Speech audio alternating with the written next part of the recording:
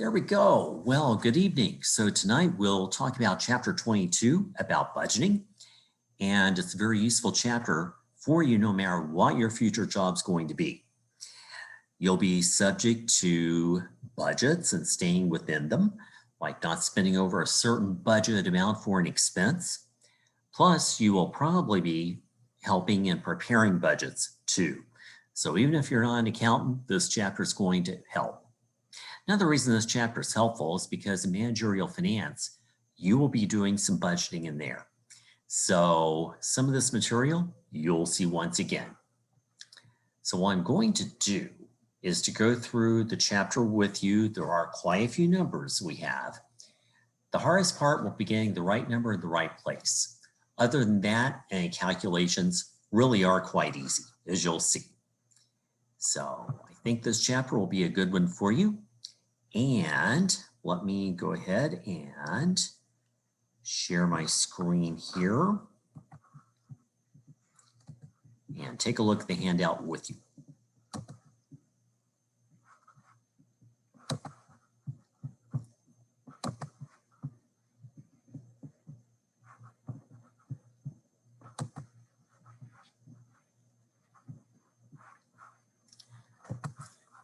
So here in the chapter, if I get the right handout up, there we go. It's entitled Master Budgets. So with master budgets, we're talking about all the budgets a company usually has. We can roll them all up into one big master budget. So let's see a little introduction here.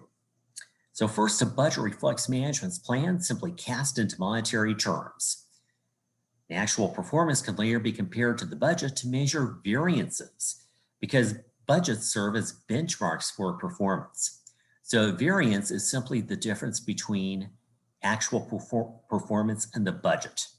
For example, the first budget that we will see is the sales budget, and we can compare actual sales revenue to that on the sales budget.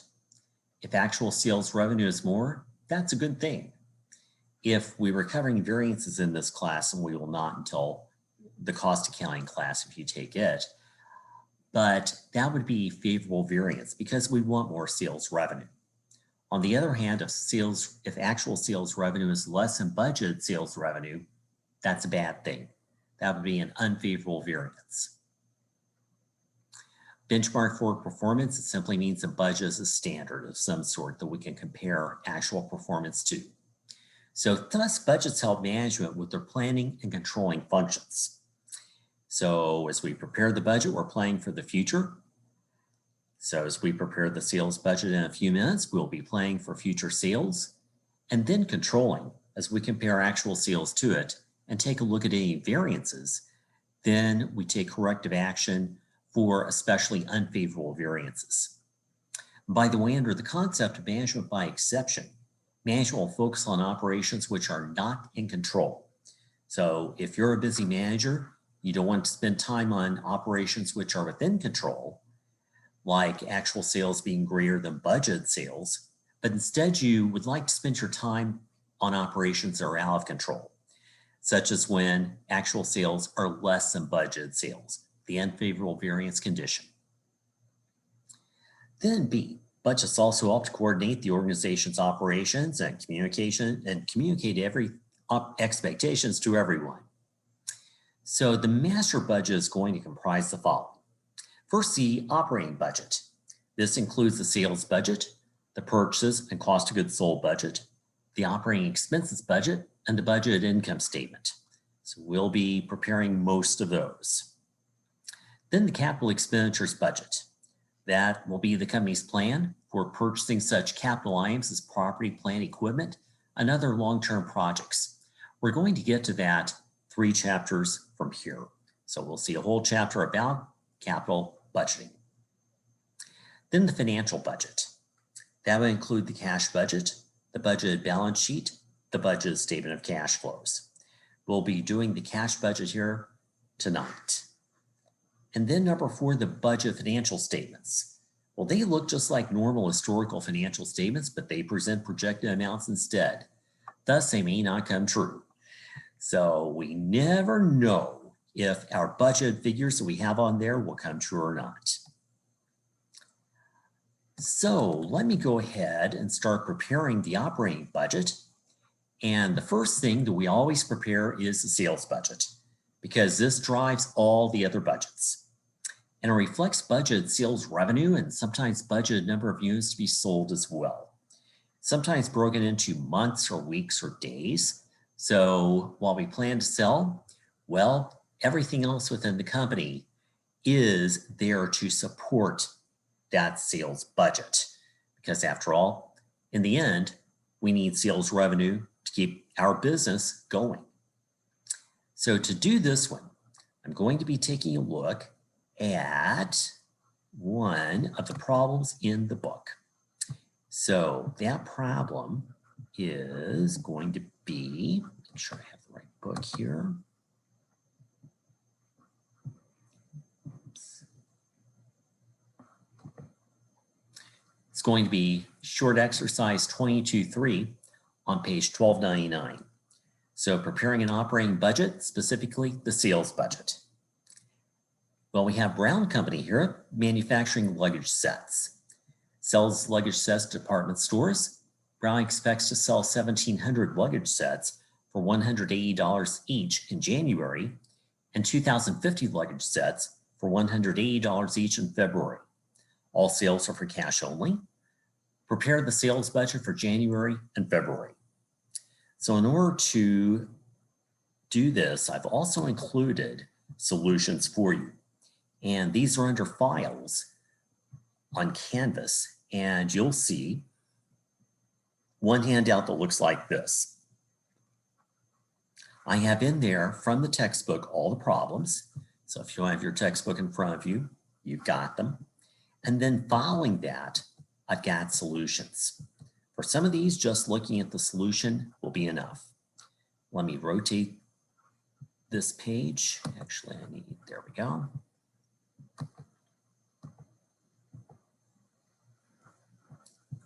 So for this one, 22.3, the solution. They prepared a nice heading. I don't care about that because all I will ask you about will be some numbers. So if we take the budget number of units to be sold, sets of luggage, multiplied by the budget sales price, we get total sales revenue.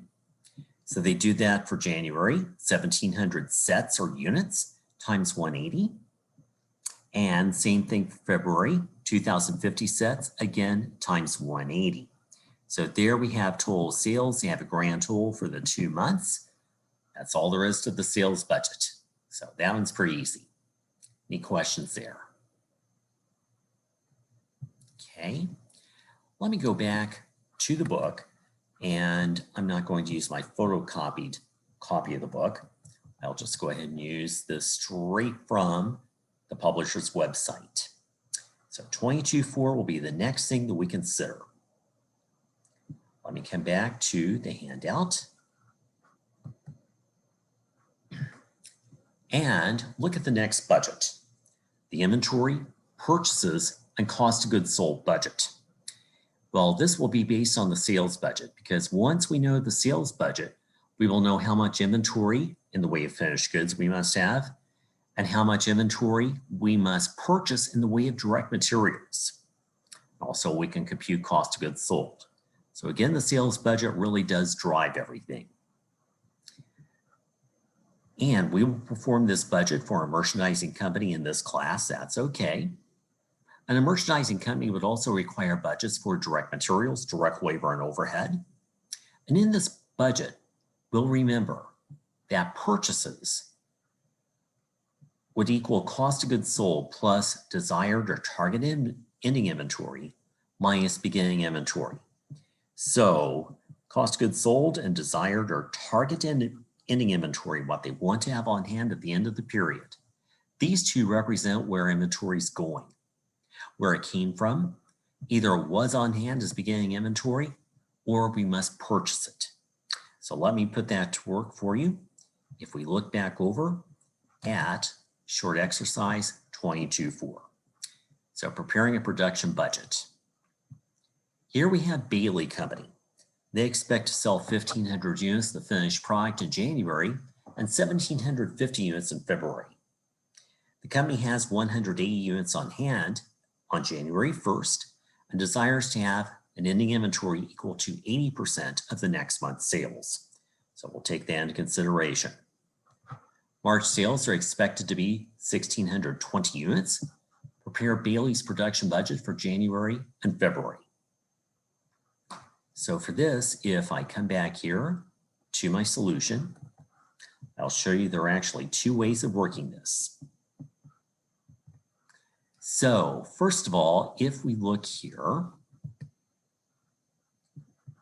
at, and I forgot how to magnify this. Oh well, trying to make this bigger for you. Oh, geez. There. So if we come back here to Bailey Company, there are two ways of doing this. One would be the tabular format as they have here.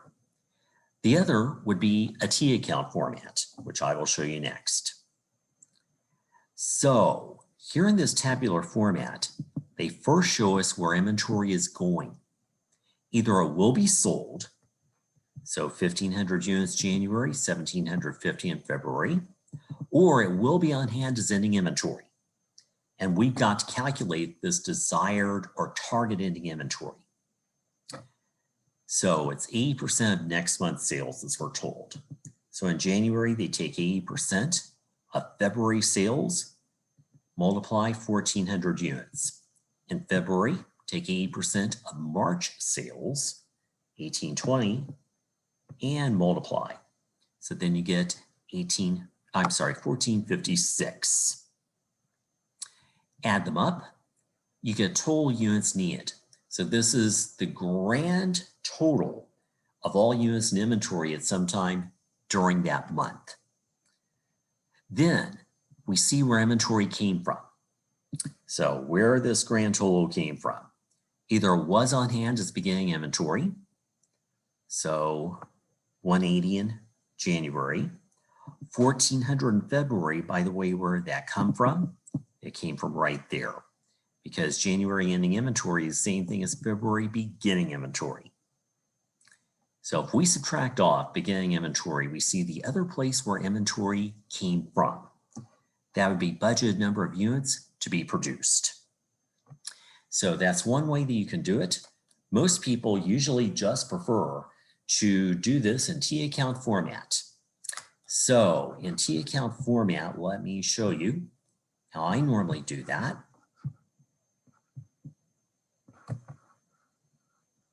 So I'll make sure that this appears here. At the dollar store this morning, I saw this little whiteboard. So it's actually working quite well for my earlier classes. And I noticed they'd sold a lot, so I'll bet that teachers in K through 12 and students have bought a lot of these too. It'd be kind of neat. For example, an elementary school student could do an arithmetic problem here and show it on the screen for the math teacher, something like that. So here's what I've done. I have set up a T account for finished goods inventory, and I'm going to put units in here instead of dollars. So I will start off with beginning inventory, and then I'm going to find the number produced as an unknown. I put both these on the debit or right-hand side. Debit or left-hand side. So as I've done that, I've looked at the normal balance, beginning inventory, and what increases it, which is budget production, which again, we will find is an unknown. Over here on the credit side, I have deducted the number of units sold. It's analogous to cost of goods sold. Down at the bottom, I have ending finished goods. So let me go ahead and do this for January. Let me fill in what I know. I know the budget number of units that they have in beginning inventory, which was 180.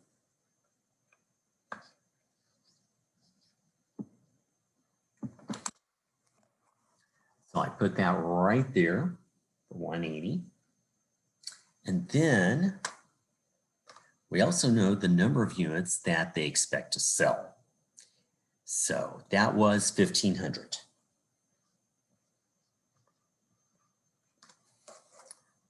Which I put right there.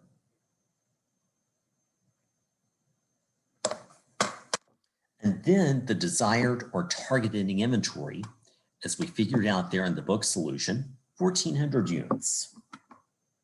So I will put that down at the bottom, just like I filled the account. So I filled in what I know. I've got 3 amounts I know.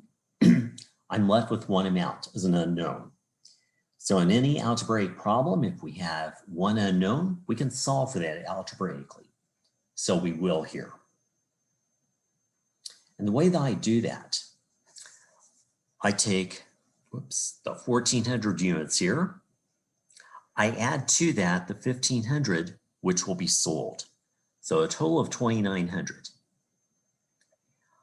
Coming back over here, these must equal 2,900 as well.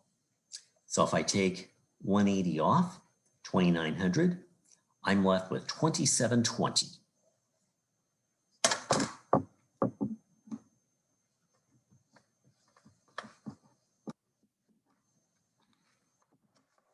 So 2,720 there is the unknown, the number that we've got to produce. Okay. So I can go through the same thing now for February. Just erase my numbers. By the way, this came with a little pen that has a little eraser on the end, but that's not nearly big enough. So I'm just going to use a napkin. And also this came with magnets on the back so you can stick it on the refrigerator.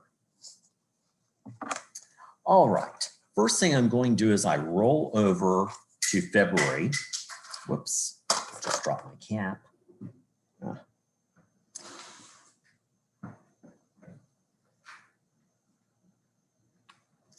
There, as I roll over to February, the 1,400 ending inventory for January, I'm going to flip up top here to beginning inventory for February. So again, I'm just rolling over to February here.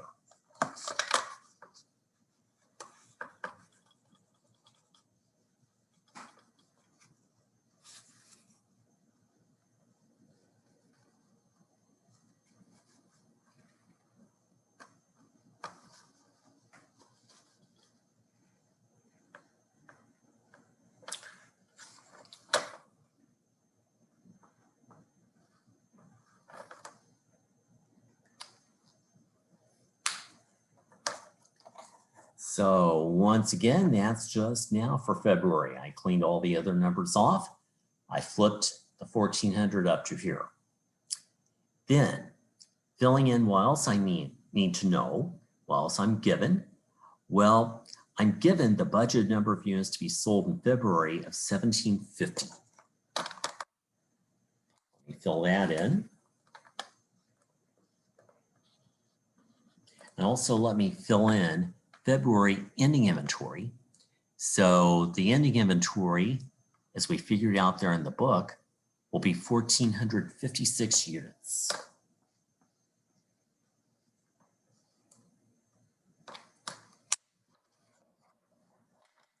So that's everything I've got there so far. I've got budget, production again is an unknown. So now if I kind of work my way backward, I take the ending inventory, 1,456. I add to that over here the budget sales, which are 1,750. So I'm given, in that case, 3,206 units grand total. If I then subtract the beginning inventory, February beginning inventory from that 1,400, then I'm left with the number of units to be produced, which is 1,806. So again, that jives with what we have there in the book solution.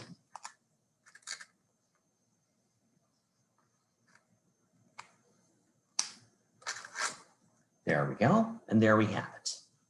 So if you prefer to use the tabular format, that's fine. If you prefer the T account format, that's fine too. Whatever works for you. Okay. So any questions? Okay.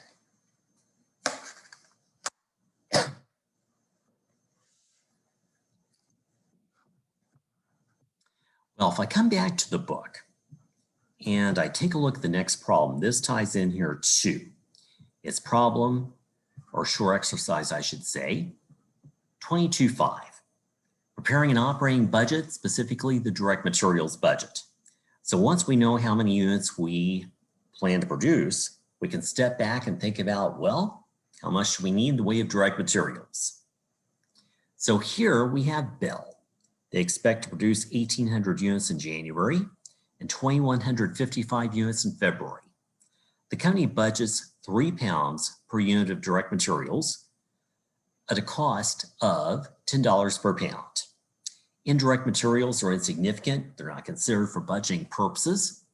And the balance in the raw materials inventory account, which are all direct materials, in fact, on January 1st is 4,950 pounds. Bell desires the ending balance in raw materials inventory to be 20% of the next month's direct materials needed for production. And desired ending balance for February is 4,860 pounds. So prepare Bell's direct materials budget for January and February.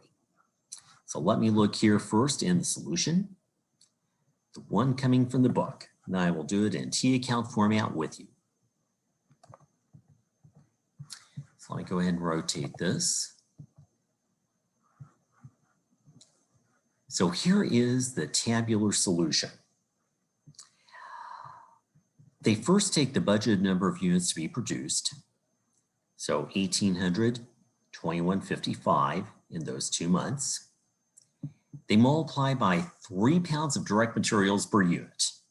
So this gives them the direct materials needed for production. So 5,400 and 6,465 respectively.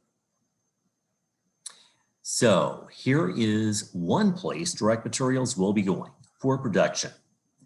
The other place it will go is to ending inventory in pounds here. So let's see how they got those. Bearing in mind 20% of next month's production needs. So ending inventory for January, we take the number of pounds needed for February, which we just calculated to be 6,465, multiplied by 20%, and that gives us January ending inventory of 1,293 pounds, which is right there. February, they gave that to us directly in the problem. Add these two up and we get total direct materials needed. So 6,693 and 11,325 respectively. So there is a total array of direct materials, the grand total that we need at some time during the period. Then we see where they're going. So either they will, then we see where they came from. So either they will be on hand as beginning inventory. Okay, we're told in January that was 4,950. In February, that number came from right there, 1,293. January ending inventory, we just bring it on down. If we subtract, we get the other place where direct materials inventory came from, and that was to purchase it. So in January, that would be 1,743 pounds. February, 10,032 pounds. Then we multiply by the cost per pound, which is $10, to turn that into monetary amounts. So $17,430 in January, $100,320 in February. They have a total column. I'm not too worried about that. So we can do it that way. Or we can do it in T account format.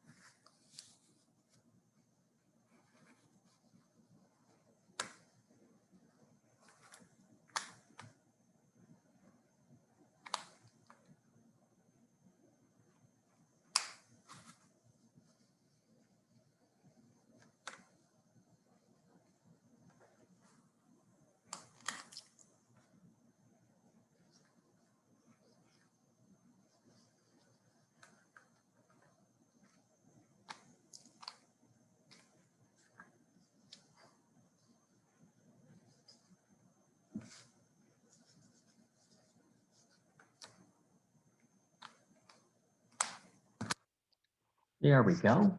So if I were doing this for this problem, I would budget my direct materials inventory or raw materials inventory, but we're not concerned about indirect materials here. I would have on the debit side, starting off with beginning inventory, then adding to that as a debit, the amount purchased, which we will compute.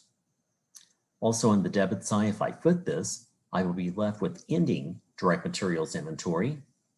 And over here on the credit side, I've got the reduction in direct materials, and that will be the amount used in production, sometimes called requisitioned to production.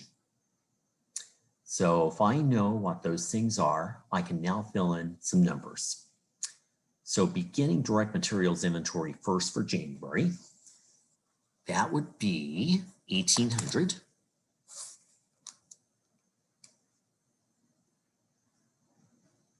Ending direct materials for January, we computed, which would be 1,293. And the amount to be used in production, again, we computed that to be 5,400.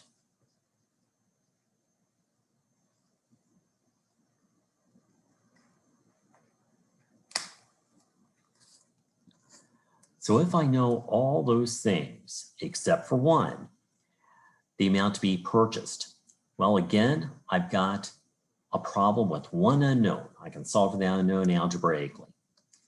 So take ending inventory, add used to it, subtract off beginning inventory. And when I do, filling in that circle, it's going to be 1,743 pounds.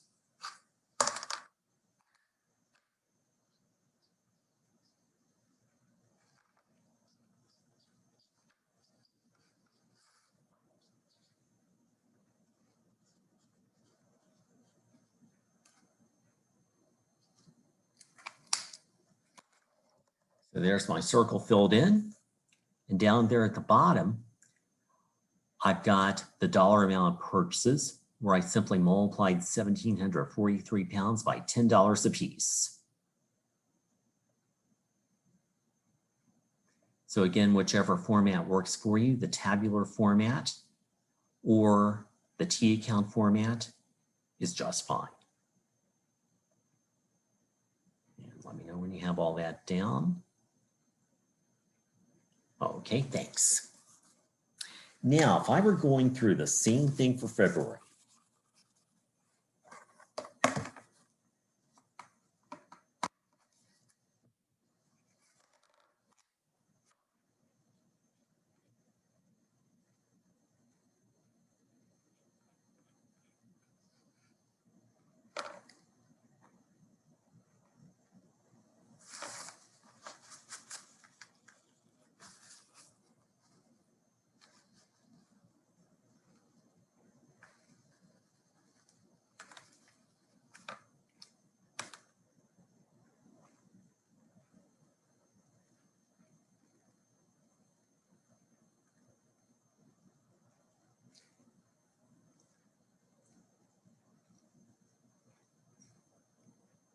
all right, so beginning inventory for February is 1,293.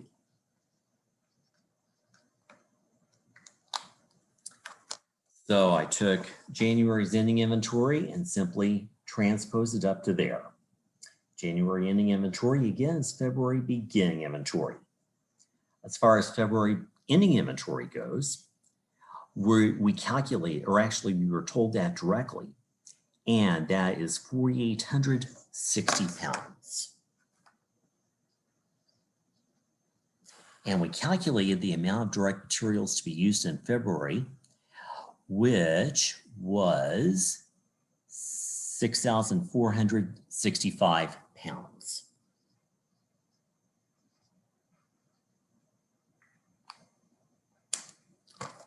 So the only thing that I need budget purchases. Again, I can solve for that as one unknown in an algebraic problem. So the amount to be purchased then, filling in that number, would be 10,032 pounds.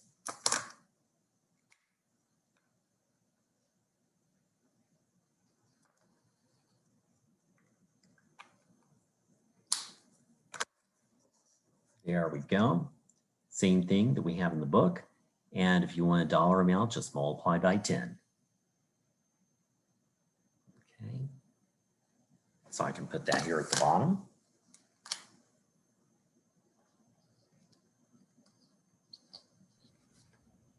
Professor Quilliam, Huh?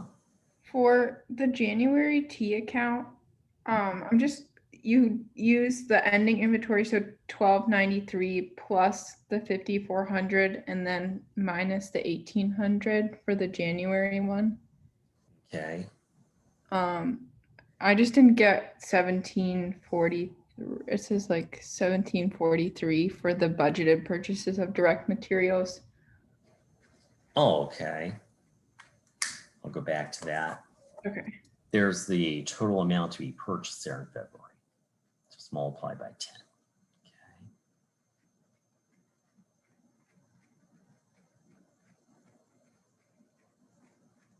Okay, and I'm sorry, Amber, what was it once again?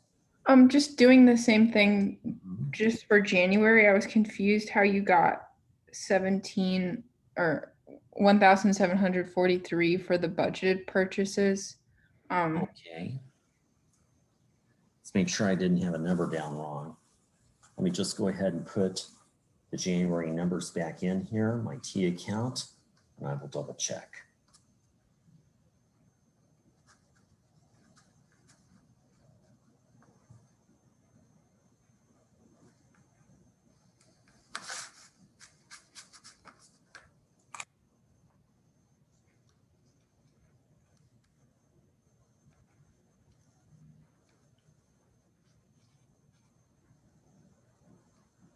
$12.93. I may have had written a number down wrong. Let me just double check here.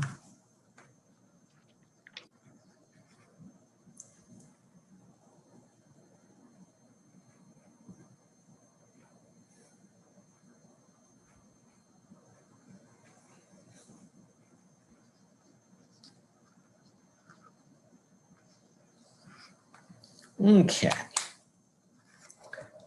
So January ending inventory, 1293. January amount to be used, 5,400. And January beginning inventory, 4,950. Did I have those numbers down right? Yeah, I think I just had the beginning inventory as a different amount, so that's why. Okay. Yeah, thank you. Then once these work out, our budget purchases would be 1,743.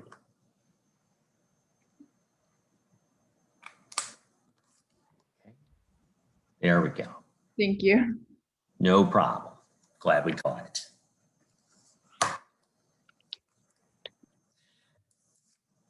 Yeah, like I said, the hardest part of this is getting the right number in the right place. All these numbers flowing about, it's easy to write the wrong thing down. Yeah. Me do that too.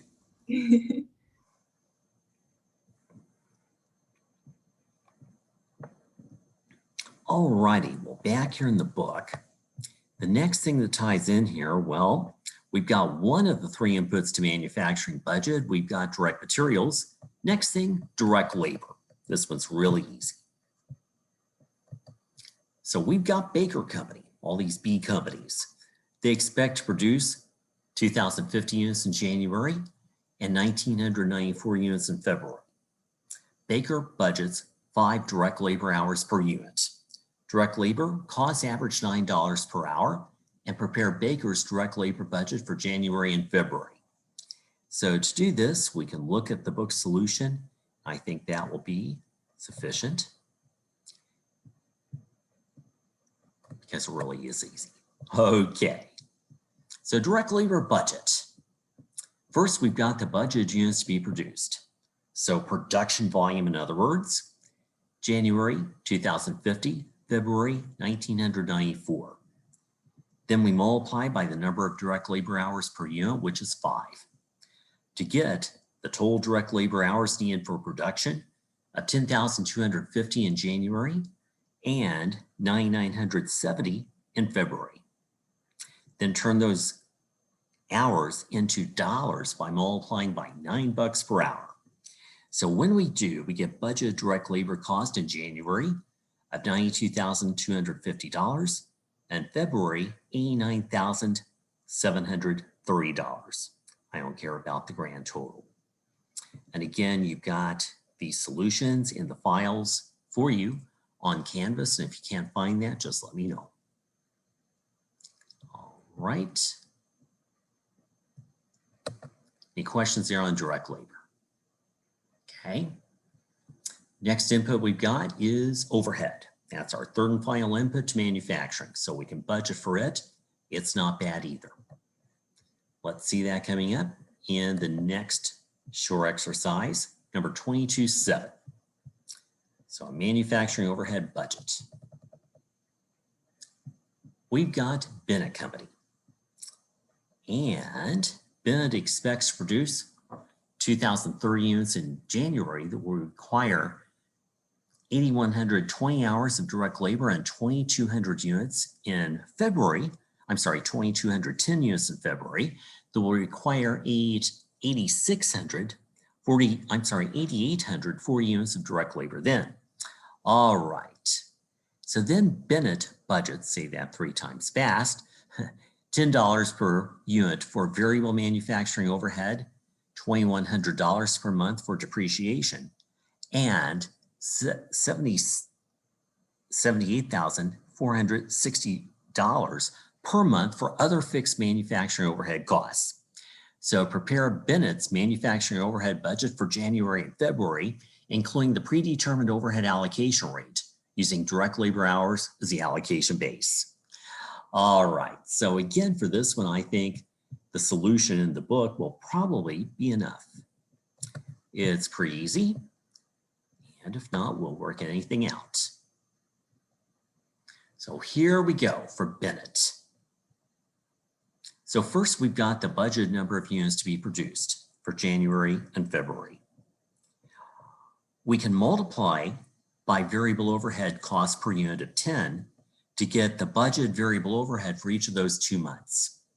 So as we see the budget overhead for each of those 2 months, specifically for variable overhead, because that does depend upon production volume, we've got $20,300 in January and $22,100 in February.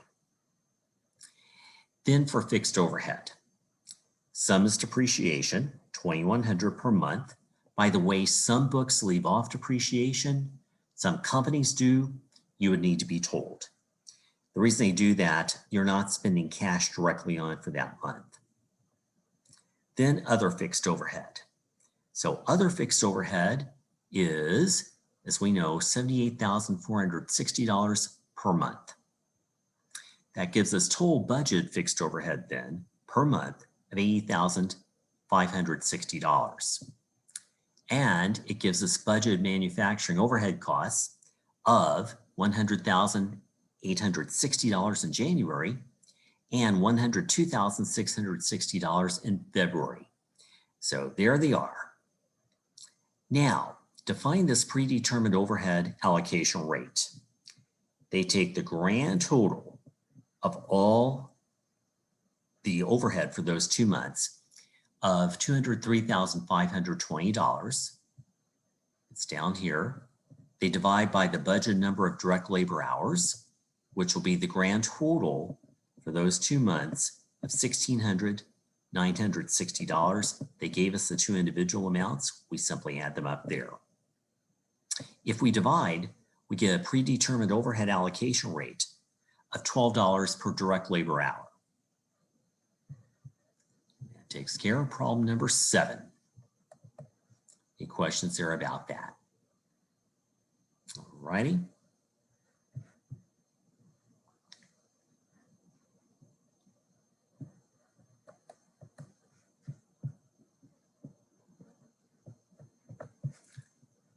Just take a look at something here on the handout for a second.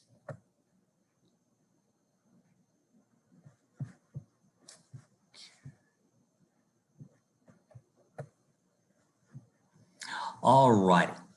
Well, the next thing we have is in shore exercise 8, preparing an operating budget, specifically a cost of goods sold budget.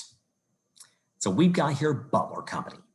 They expect to sell 1,650 units in January, 1,550 units in February. They budget the following product costs.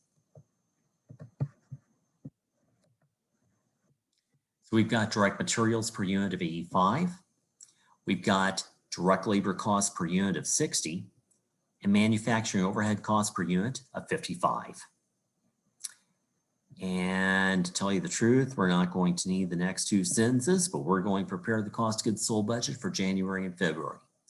They gave us a little bit of extraneous information there, although I can double check this 200. Let's see, if I add these up, 85 plus 60, 145, add 55 to it, I get $200. So the manufacturing cost per unit is 200. Again, direct materials, direct labor, and overhead. All right. Well, I can do this in one of two ways.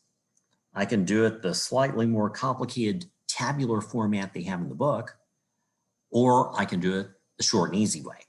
So let me flip over to the book solution here, this PDF. Let's see what they've got. Well, first of all, they verify the $200 of manufacturing cost per unit, no problem.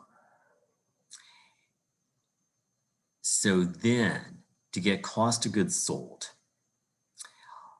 well, as we look at the number of units to be sold, come back here to the book just for a second.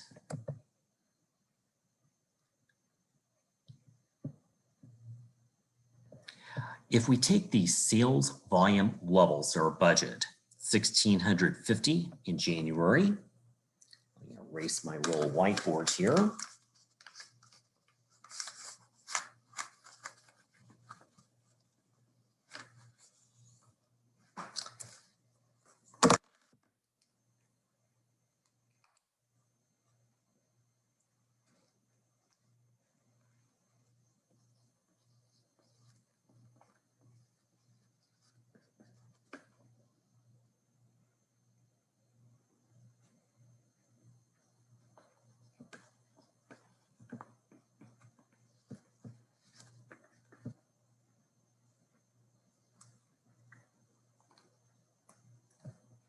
So all I need to do is to take the sales volume for each month. I've got January and February there respectively.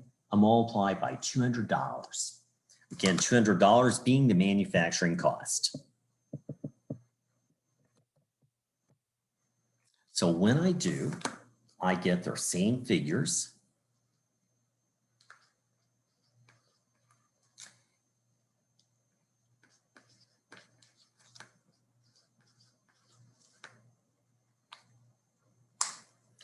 They're there in the book. So this is much easier to do method. And I just took, again, the sales volume levels and multiplied by $200 each. So I got the very same figures they got. So the January cost of goods sold, 330,000. February cost of goods sold, 310,000. Okay. So whichever way you prefer.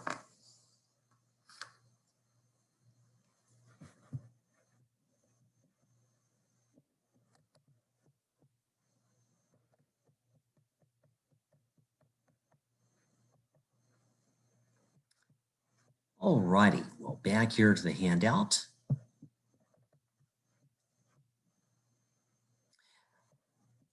Here in the book, I don't have the operating expenses budget, but it's quite easy. It just shows projections of each operating expense, primarily based on the sales budget. Budget income statement, if we were doing one as well, that would simply combine information from the previous three budgets. So I'm not really too worried about those. Just know what they are.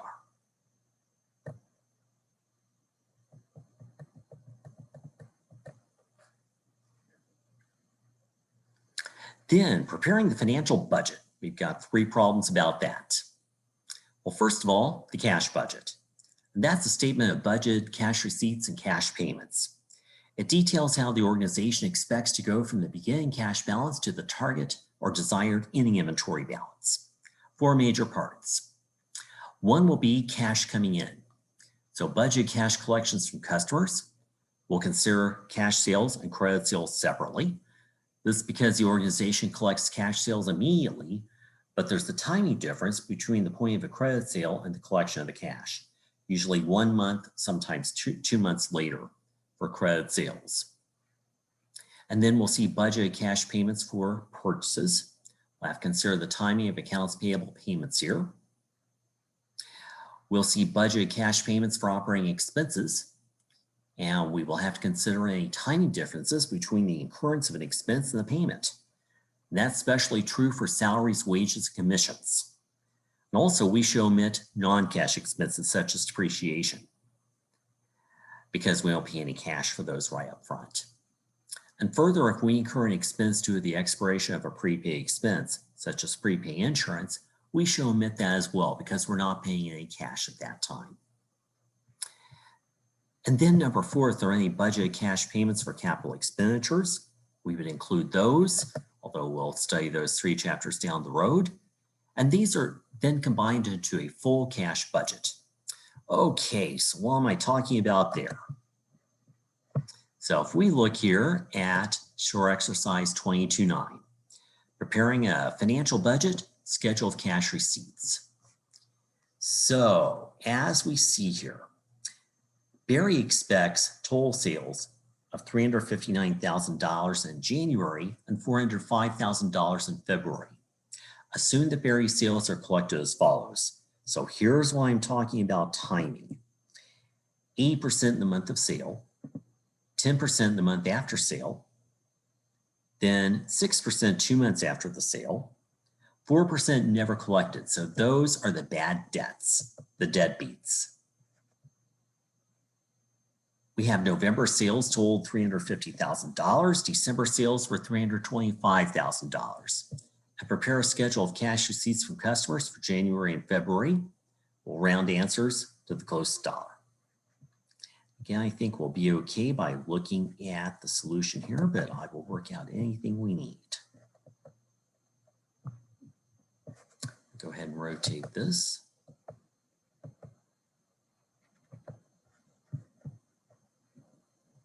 Oh, whoops.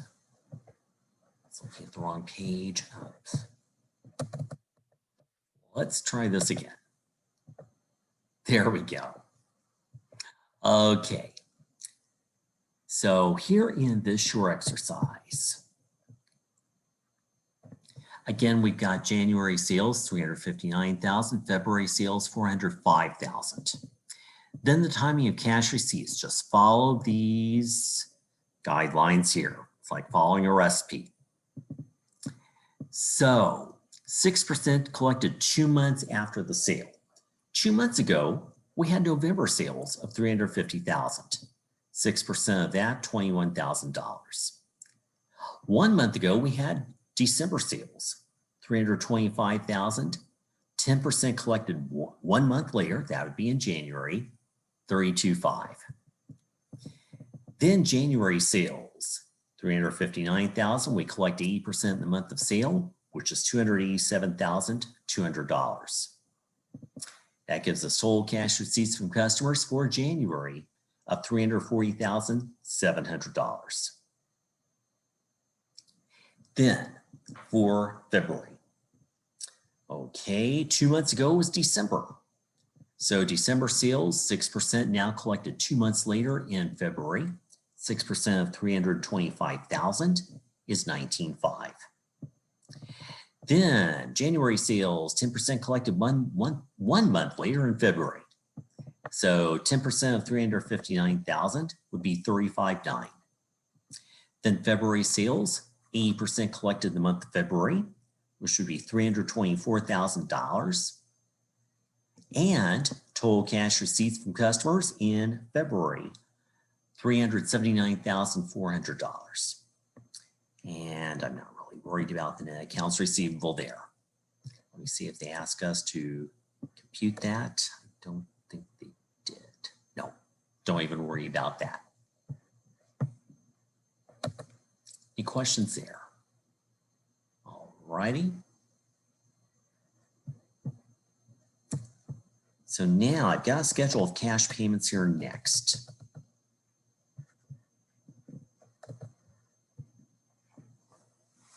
So I've got Barnes Company here in exercise 10. They budgeted direct materials purchases of $191,990 in January and $138,610 in February. Assume Barnes pays for direct materials purchases as 60% in the month of purchase and 40% in the month after purchase. The accounts payable balance on January 1st is $75,000. Prepare a schedule of cash payments for purchases for January and February, round to the closest dollar. By the way, the accounts payable balance in January, that must be 40% of December sales. And we will pay it off first. I will show you how. So if I come back here to the PDF of the solution,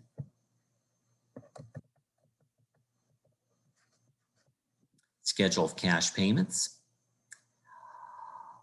Well, they've got, once again, total direct materials purchases for both those months. Then cash payments. Okay, in January, we first pay off that beginning account payable balance, $75,000. Then we pay 60% of December direct materials purchases. So $191,990 times 60% will give us $115,194. So the total payments for direct materials in January are $190,194. Then for February, well, we pay 40% of January direct materials purchases. So 40% of $191,990 gives us $76,796. Then in February, we pay 60% of February's purchases, those purchases being $138,610. Take 60% of those, we get $83,166 for a grand total in February to pay $159,962. I'm not concerned about that sentence at the end. Any questions here about those cash payments? Not too bad. Okay, just follow the recipe. Then we've got one more problem from the book. And this one is rolling everything up into a total cash budget. So we've got Booth. They've got $12,500 in cash on hand on January 1st. They've collected the following budget data, and we'll get to that as we need it. We'll assume that both direct labor costs and manufacturing labor costs are paid in the month incurred.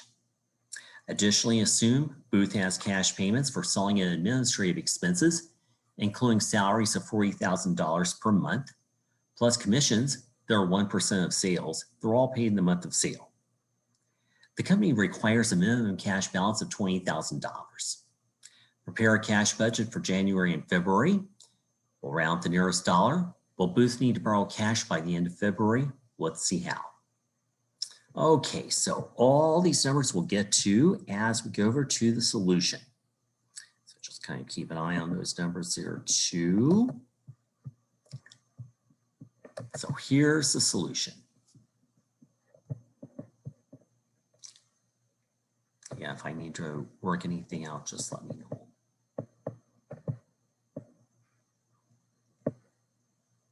So their cash budget. Let me do January 1st. We've got a beginning cash balance of $12,500. Cash receipts were given directly in the book, $443,000.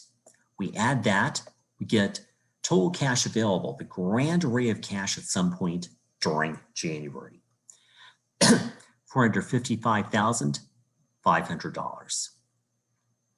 Then the payments. I'll have to figure some of these out. Well, direct materials paid in the month of purchase, $180,624. We're given that number directly. Direct labor, again, we're given that directly. $135,010. Then manufacturing overhead. So those will be manufacturing overhead costs less depreciation of $900 per month. So if we subtract that from the January number that we're given, we'll be left with $54,158. By the way, for February, if we do the same thing, subtract off $900 depreciation, we'll be left with $53,022. Then selling and administrative expenses. Well, to get those here in footnote B, it'll be $40,000, which is the fixed component, plus the variable component, which would be sales commissions. So 1% of $529,000 in January, 1% of $568,000 in February, giving us numbers of $45,290 for January, $45,680 for February. Add all those up, and let me just look at January here once again, $415,082 total cash payments. Subtract that from what we have above, the cash available, and we're left with $40,418. The minimum cash balance was $20,000. Great. We exceed that by $20,418. So no, they don't have to borrow in January. Good news. Now February, same type of deal. In February, we see that January's ending cash balance rolls on over, $40,418. Cash receipts were given directly, $502,200, giving us cash available in February of $542,618. Then purchases of direct materials, we were told that directly in the book, $160,284. Direct labor in February, again, we're given that directly, $113,348. Manufacturing overhead in February, we just figured out, $53,022. We subtract the 900 there. Selling and administrative expenses, again, we just figured out, $45,680. So total cash payments are $372,334. If we subtract that from the total cash available, we're left with an ending cash balance before any financing of $170,284. Once again, we bear in mind the minimum cash desired. It's got to be at least $20,000. We exceed that by $150,284. So the answer is we do not need to borrow in February either. We're well above that minimum cash balance. Okay. So again, quite a few numbers there. They're not difficult numbers, but just getting the right number in the right place. All right. Let me come back here to the handout. We're actually almost done. Well, I'm not going to worry about the budget, balance sheet, budget, statement of cash flows. We could prepare them. It would be overkill to do so. By the way, just here at the end, using IT, information technology for sensitivity analysis, I'm rolling up unit budgets. That means just totaling them all up. Well, sensitivity analysis answers what if some of the variables change. That's easy to do with the spreadsheet program, such as what if the selling price changed. If we have lots of units in a grocery store, like Publix with over 100,000 per store, well, that would be a lot to do by hand. But with software, we can change those prices around and see what we come up with. And then individual unit budgets within the company can be combined or rolled up into a company-wide budget. And that's often assisted by an ERP or enterprise resource planning system. Also contains data warehouses, vast storage of data, You can use that for a search even. And the world's largest producer of ERPs is SAP, a German company. Second largest is Oracle, an American company. And Publix uses SAP.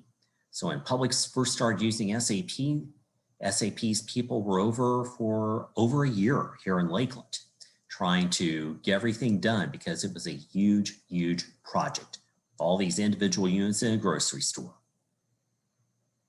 So I'll leave it up to the information systems class to talk more about ERPs. That takes care of the chapter. Do you have any questions there? All righty. Certainly, please let me know if anything comes up. Otherwise, I think you'll be okay. Thank you so much. Thanks so much. Have a good evening. You too. Take care, Amber. Bye-bye.